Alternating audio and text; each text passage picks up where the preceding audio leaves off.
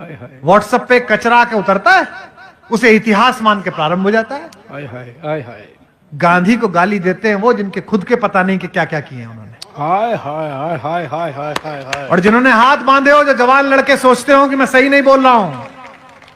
आजादी का जो 75वां साल लिख रहा है ना, अमृत महोत्सव, इसमें बता रहा हूं गांधी का कलेजा नापा नहीं जाता, महसूस किया जाता है कि गांधी का कलेजा कैसे होता है। क्या कहने। आप बताते हैं कि गांधी कौन है।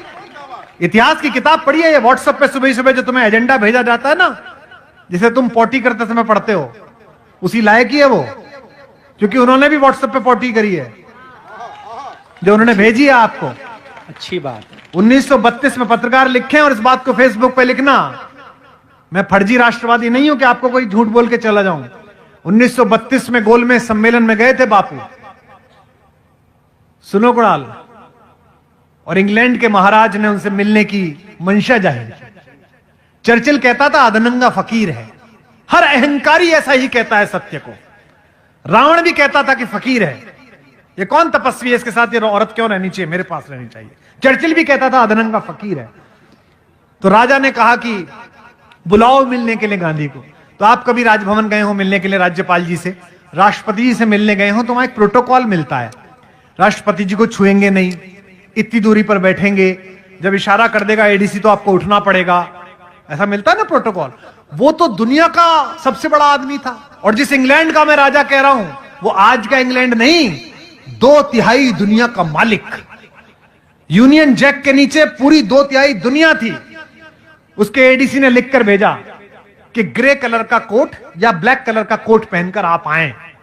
गांधी पहुंचे, बकिंगम पैलेस के अंदर बग्घी गई, दरवाजा खोला गया तो हिंदुस्तान का 156 इंच का सीना अकेली एक धोती में, क्यों ही अधनंगा। एडीसी ने जाकर कहा अंदर जाके कि साहब वो तो कपड़े पहन के नहीं आया। तो जॉर्ज पंचम बोला कि चर्चिल कहता तो था नंगा है, पर इतना नंगा है।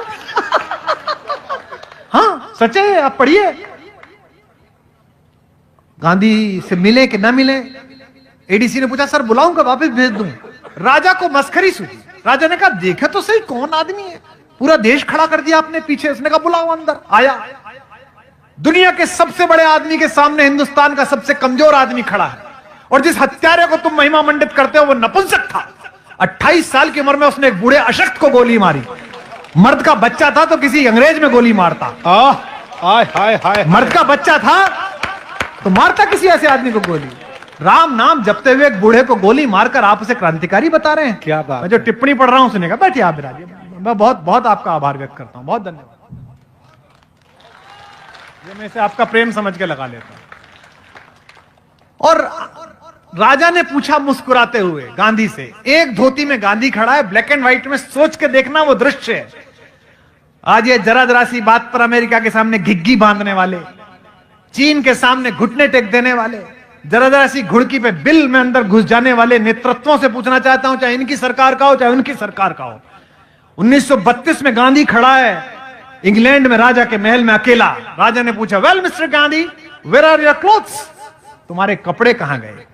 बिना कांपे, यूरेनियम से बने हुए, प्लेटिनम से बने हुए, डायमंड से बने हुए सीने वाले हिंदुस्तान के सबसे बड़े फकीर ने कहा, जो सेंटेंस बोला उसे बोलने के लिए कलेजा चाहिए, नापने के लिए नहीं, महसूस करने के लिए।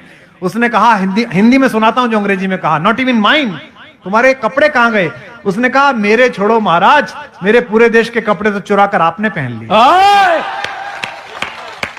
इसके लिए कलेजा चाहिए।